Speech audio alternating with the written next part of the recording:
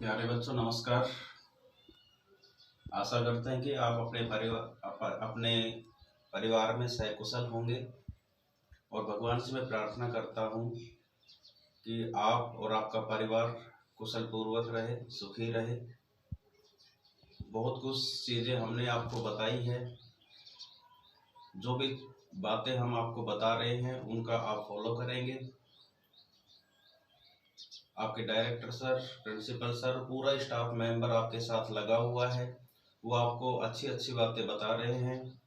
तो प्यारे बच्चों, मैं आशा करता हूं कि उन सभी बातों को ध्यान में रखते हुए केवल और केवल आप अपने स्टडी पर ही ध्यान रखेंगे, अपनी पढ़ाई पर ही ध्यान रखेंगे और अपने लक्ष्य से नहीं भटकेंगे। आज मैं आपको जो पढ़ाने जा रहा हूँ वो पॉलिटिकल साइंस का लेसन नंबर 8 रीजनल एस्पिरेशंस। ये हमने लगातार आपको इसको बताते आ रहे हैं कि रीजनल एस्पिरेशन क्या होती है,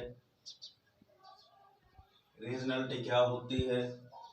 उसके बारे में हमने आपको काफ़ी चीज़ें बताई, जैसे जम्मू कश्मीर के बारे में बताया कि किस तरह से वो भारत का हिस्सा बना, और बहुत से और भी जो भारत के पूर्वोत्तर राज्य है उसके बारे में हमने आपको बताया। ऑपरेशन ब्लू स्टार के बारे में आपको बताया। उसी से रिलेटेड जो रीजनल एस्पिरेशन के अंदर आज जो हम आपको बताने जा रहे हैं वो 3 महत्वपूर्ण पर्सनैलिटी, व्यक्तित्व के बारे में आज हम आपको बताएंगे, जिन्होंने अपने क्षेत्र के अंदर आंदोलन चलाए और उन क्षेत्रों के अंदर लोगों की जो आकांक्षाएं थी, जो एस्पिरेशन थी, उनको किस तरह से पूरा किया और किस तरह से आंदोलन चलाकर उन्होंने उन आंदोलन को सफल बनाया। उनमें 3 महत्वपूर्ण व्यक्तित्व के बारे में आज हम आपको बताने जा रहे हैं। उसमें सबसे पहले है लाल डेंगा। ये लाल डेंगा कौन थे?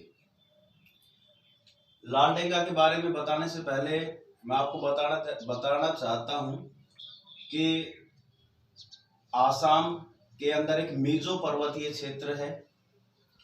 1959 के अंदर वहां पर एक बहुत भयंकर अकाल पड़ा, जिसके कारण से असम जो गवर्नमेंट थी वो अकाल के अंदर समुचित प्रबंधन नहीं कर पाई।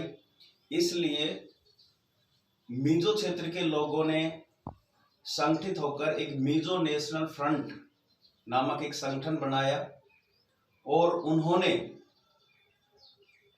बहुत ज्यादा संघर्ष किया, आंदोलन किया अपनी समस्याओं को दूर करने के लिए। और जो मिजो नेशनल फ्रंट जो बनाया गया था वो किसकी लीडरशिप में बनाया गया? वही व्यक्ति लाल डेंगा था। लाल डेंगा के नेतृत्व में मिजो के लोगों ने, मिजो पर्वतीय जो क्षेत्र था, उन्होंने एक अपना संगठन बनाया जिसका नाम था मिजो नेशनल फ्रंट। और उसके लीडर कौन थे? उसका नेतृत्व किया था लाल डेंगा ने। ये मिजो नेशनल फ्रंट के बारे में ही हम आपको इसमें बताने जा रहे हैं कि ये लाल डेंगा कौन थे। तो Lal Denga was the leader of Mizo National Front. Lal Denga कौन थे? मिजो नेशनल फ्रंट के लीडर थे। Which started an arm campaign for independent nation. उसने मिजो क्षेत्र को स्वतंत्र कराने के लिए, स्वतंत्र क्षेत्र बनाने के लिए, एक अलग से सेपरेट स्टेट बनाने के लिए उन्होंने एक संघर्ष किया, एक कैंपेन चलाया, एक अभियान चलाया। सब मिजो बिलीव दैट, कुछ मिजो लोग का विश्वास क्या था? That they were never a part of British India, कि वो कभी भी ब्रिटिश इंडिया के पार्ट नहीं है। And did not belong to India, और भारत से उनका कोई संबंध नहीं है। ये जो मिजो नेशनल फ्रंट है, इनका संबंध पाकिस्तान से था। पाकिस्तान के अंदर इन्होंने अपने गुप्त ठिकाने बनाए हुए थे। भारतीय सेना ने बहुत ज्यादा वहां पर प्रयास किया, भारतीय सेना ने बहुत ज्यादा हमला किया और भारतीय सेना और मिजो नेशनल फ्रंट के बीच में काफी संघर्ष हुआ। और ये लोग बिलीव करते थे, क्या विश्वास करते थे कि भारत से उनका कोई संबंध नहीं है और मिजो क्षेत्र को ये अलग, अपना एक क्षेत्र, अपना एक अलग स्टेट, अलग कंट्री बनाना चाहते थे। And did not belong to India, वो भारत से अपना कोई संबंध स्थापित नहीं रखना चाहते थे। एट द एंड इन 1986, 1986 के अंत में क्या हुआ? एक peace agreement was sign between Rajiv Gandhi and Lal Denga. अब 1986 के अंत में राजीव गांधी और लाल डेंगा के बीच में एक समझौता होता है, विच ग्रांटेड स्टेटहुड इन मिजोरम, जिसके कारण से मिजोरम को एक अलग राज्य का दर्जा दिया जाता है विद स्पेशल पावर, और मिजोरम को एक विशेष पावर दी जाती है, विशेष अधिकार दिए गए। And MNF agree to give up secessionist struggle. इस तरह से मिजो नेशनल फ्रंट ने एक जो संघर्ष किया था वो सफलतापूर्वक संघर्ष को गिव अप कर दिया, छोड़ दिया। तो वो लाल डेंगा थे, एनएफ मिजो नेशनल फ्रंट के जो लीडर थे, जो नेतृत्व कर रहे थे, वो लाल डेंगा था। और लाल डेंगा और राजीव गांधी के बीच में एक एग्रीमेंट हुआ 1986 के अंदर, जिससे मिजोरम को एक स्वतंत्र राज्य बना दिया गया, और उसके बाद लाल डेंगा को मिजोरम का मुख्यमंत्री बनाया गया। तो ये थे लाल डेंगा। इसके आगे जो हम आपको बताने जा रहे हैं वो है अंजामी जापो फिजो। ये अंजामी जापो फिजो कौन थे, इसको आपको ध्यान रखिए। He was the leader of the Nagaland freedom movement. Nagaland freedom movement के लीडर थे ये भी जिस तरह से मिजोरम के अंदर संघर्ष चल रहा था, ये अंजामी जापो फिजो भी नागालैंड को एक अलग कंट्री बनाना चाहते थे। He was the leader of the Nagaland freedom movement. He became the chairman of the Naga National Council. वह नागा नेशनल काउंसिल के अध्यक्ष बना दिए गए। He lead several movement against the Indian government. भारतीय सरकार के खिलाफ उन्होंने बहुत ज्यादा संघर्ष किया, बहुत ज्यादा भारतीय सरकार के विरोध में उसने बहुत ज्यादा संघर्ष किया।